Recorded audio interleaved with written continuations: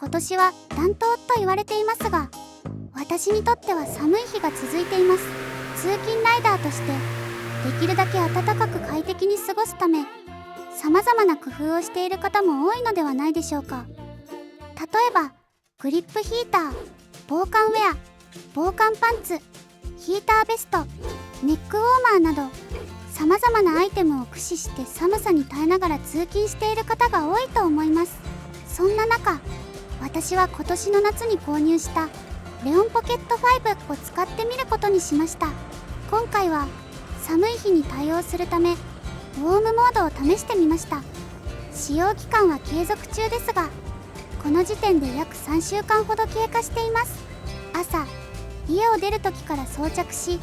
仕事中もずっと使い続けてみました。さらに家に帰ってからも寒い時にはそのままつけっぱなしにして夕飯を食べる時まで活用しています。このように日常生活の中でどれだけ快適さを提供してくれるかを検証してみました。結論から言うと、レオンポケット5のウォームモードはクールモードよりも効果を実感しやすいです。おすすめはカスタム設定でウォームを1にして20秒稼働して15秒間停止するという設定です。レベル1だと24時間くらいはバッテリーが持ちそうです。レベル2だと12時間くらいは持ちそうです。夏場とは違い、冬場は厚着のおかげで目立ちにくいので気軽に装着できます。さらにネックウォーマーやマフラーを身につければほぼ誰にも気づかれないでしょう。最高です。夏場のクールモードとは違いファンが回らないためとても静かで無音です。本当は首の後ろではなく手足を温めたいのですが、レオンポケットでは難しいため、会社では冷えた手をケトルで温めています。ケトルのスイッチを入れ、コーヒーを入れる前に温まったケトルを手で包み込むようにして暖を取っています。沸騰した直後はあちちちですが、手先が冷えているよりはマシです。足元の対策としては、靴下の上からさらに厚手の靴下を履いたりしてもそれでも寒さを感じます。冬場の通勤ライダーはとにかく体が冷え切ってしまいます。今ふと思ったのですが、 Amazon で暖かい靴下を探してみようと思います。次は実際の温度の測定をしてみます。少しでも参考になったらグッドボタンをお願いします。前回のクールモードの動画ではレーザー式の温度計では正確に測定できなかったため、今回は前回も使った付属のタグを使った温度測定に加えて料理用の温度計も用意しました。結果はレベル1で 38.5 度、レベル4で 41.5 度になります。体感温度ではもう少し高い気がしたので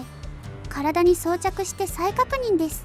レベル4での測定スタートです。装着後にすぐに暑さを感じ始め、暑い、結構暑いんだけどという熱いお風呂の温度くらいまで数秒で上昇します。ライディング中はレオンポケットの操作ができないためレベル4は使用しない方が良いです。同様の理由でレベル3も危険です。特に設定していない場合は5秒間隔で稼働と停止を繰り返している感じです。肌着の上からではレベル4でも暑さは感じません。肌への密着度がいまいちのため直接肌に触れた方が合っていると感じました。まとめ、レオンポケットを使ってみて夏のクールモードよりも冬のウォームモードの方が効果を実感しやすいと感じました。ただしウォームモードを使用する際は設定に注意が必要です。レベル4にするとかなり暑く感じるためレベル3やレベル4の使用は慎重にした方が良いでしょう。おすすめはレベル1かレベル2ですが、レベル2でも時々ちょっと暑いかもと感じることがあったので無難なのはレベル1だと思います。また肌が敏感な方は低温やけどのリスクがあるため十分に気をつけてください。私自身は動画制作時でレベル1の設定で約3週間1日12時間ほど使用しましたが特に異常はありませんでした。レベル2も試してみましたが